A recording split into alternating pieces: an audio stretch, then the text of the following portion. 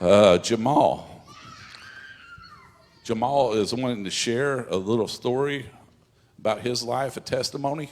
Jamal, if you would get up there behind that pulpit and just share.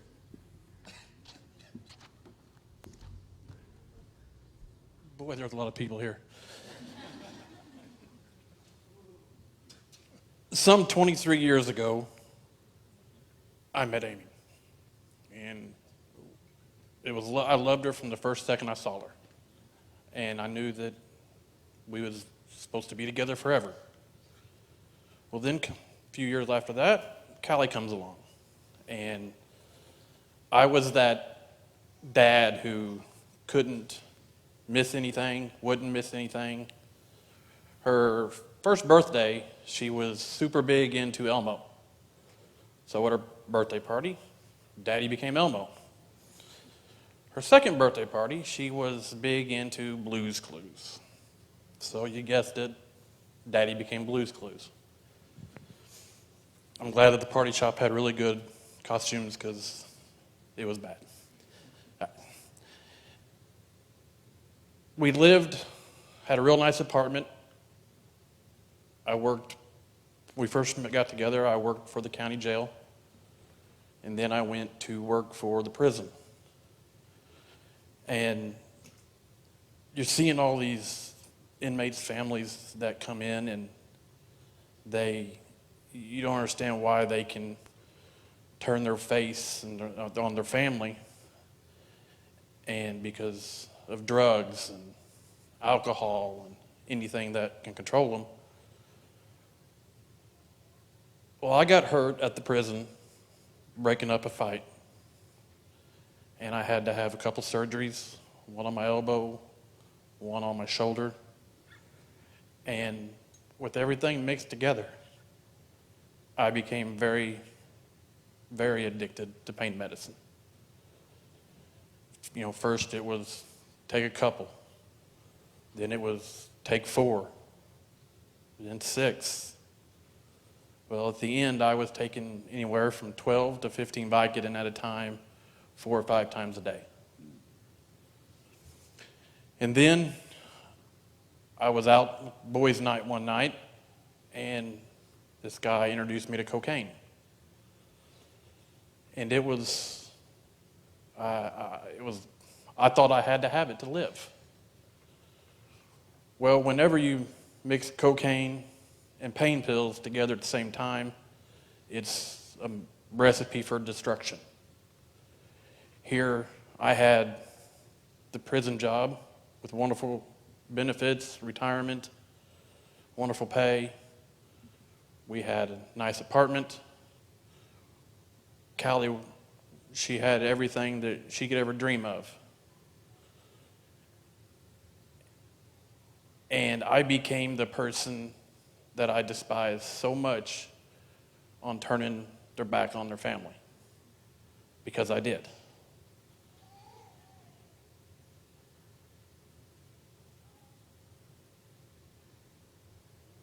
It was rough because everything that I'd worked for so hard, and I just threw it away. I ultimately lost the job at the prison. Amy and I got divorced. And I went 10 years without seeing my daughter. I had nothing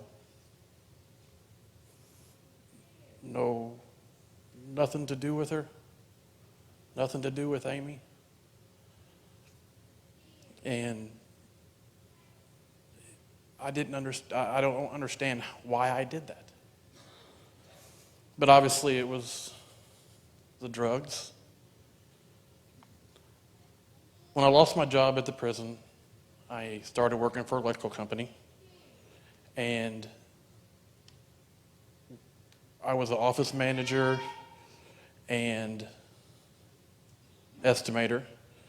So as the office manager, I would do all the payroll, all the books and everything. And whenever it come for time for payroll, the first check was mine and the last check was mine. I was double dipping the entire time because I had to pay for my drugs. Whenever I did that, the one paycheck, would go for the bills and everything in between, and then the second was just strictly for drug money. I would lie to get drugs. I can't tell you how many fake trips to the ER I took just to get pain medicine. I got caught. I got charged with theft between $10,000 and $100,000, forgery, and identity theft. I ended up going to prison for 7 years. And my biggest fear when I was in prison was that my dad would never see me a free man again. My dad and I were very, very close. Even when I was wrong, he was right there behind me. He passed away July 23rd. I came home August 19th. And it was rough walking back in to everything because I moved into Dad's house and going through his clothes and all his belongings. It was rather rough. But during all that, I have been clean. I wasn't doing any drugs at all. And I just asked God, I said, you've got to help me with this. And he did. Because he's just that awesome. Now, never in a million years would I ever thought that Amy and I would be back together. That was the farthest thing from my thought.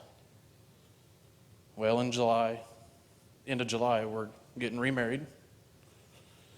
And the awesome thing about it is that Callie is going to be the one marrying us.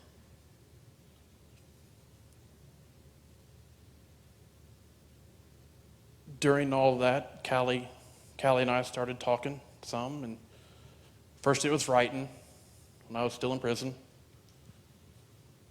And then she came and saw me a couple times with phone calls and everything. Needless to say, that first visit was something. How all this started was I was talking to Dwayne, and it's during the time that the whole Facebook 10-year challenge thing was going on. And that's me 10 years ago today. I have not touched cocaine or any drugs since that day. And that is absolutely horrible. I keep that picture in my phone as a reminder of what God has brought me through. And if you don't think he can bring you through anything, you're wrong. Not only did he take a $2,500 a week cocaine habit away from me, I never had the first withdrawal. I never had the I once. I wasn't raised in church, but my adult years, my father started attending church regularly. I didn't have the praying grandma, but when I went through that, I had the praying daddy. And whenever I got baptized, his favorite song in the whole world was The End of the Beginning by David Phelps. I mean, he would stop the car in motion to just stop and hear that song. And whenever I got baptized and the youth started doing their skit, and it was to that song. So I knew Dad was with me. We serve a very, very restorative God. And if you don't think He can do it. He'll show you. There was a thing on my Facebook here a few weeks ago. It said that somebody will say that you're nothing, you're low life, you'll never amount to nothing. And God says, watch this. And I'm proof of that. I stand here today happy to be involved here at Dorsville. I loved our trip to New Orleans. I loved helping Roth at All Stars. And if it wasn't for God, I wouldn't have done it. If it wasn't for God, I wouldn't be sitting here looking at you all. Because just 30 seconds ago, I was standing there and my heart was pounding. But God is awesome. Amen. And He can take any situation and make it awesome. You may pray for something to happen. Like whenever I was going through all my court and everything, I said, God, take it away. Take it away. Well, He didn't. But He was right there with me through the entire time. And I just give God all the praise and glory for today, because as of today, I've been 10 years clean.